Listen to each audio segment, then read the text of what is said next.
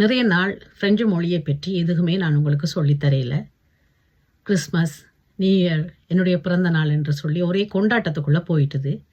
மறுபடியும் வாரத்துக்கு ஒரு முறை, கிழமைக்கு ஒரு முறை ஒரு விடயமாவது ஃப்ரெஞ்சு மொழியை பற்றி போகிறதாக முடிவு செய்திருக்கிறேன். பாப்போம் எவ்வளவு காலத்துக்கு அந்த முடிவை நிறைவேற்றும் வகையில் நான் நடந்து கொள்கிறேன்.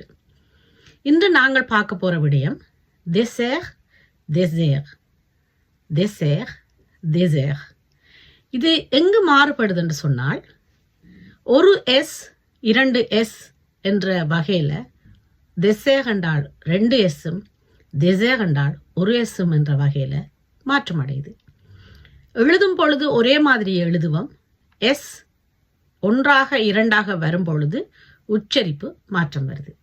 நான் ஏற்கனவே உங்களுக்கு சொல்லியிருக்கிறேன், 1 எஸ் வந்தால் அது அழுத்தமாகவும், 2 எஸ் வந்தால் அது மென்மையாகவும் உச்சரிக்கப்படும். ஆகவே டெசேர் என்று சொன்னால் பாலைவனம், டெசேர் என்று சொன்னால் சாப்பாட்டுக்கு பின் உண்ணும் இனிப்பு வகை என்று சொல்லலாம். தமிழர் நாங்கள் எங்களுடைய சாப்பாட்டுக்கு பின் பாயாசம் சாப்பிடுவோம். இது எங்களுடைய பழக்கம். வெள்ளையர்கள் கேக், ஐஸ்கிரீம், ஏதாவது இனிப்புத்தன்மையான விடயங்களை அந்த உமிழ்நீர் வந்து எங்களுடைய நாக்கில் சுரக்கும் பொழுது நாங்கள் சாப்பிட்ட உணவு சீராகவும் வேகமாகவும் செமிப்பாடடைகிறதுக்காக அந்த இனிப்பை சாப்பிட்றது.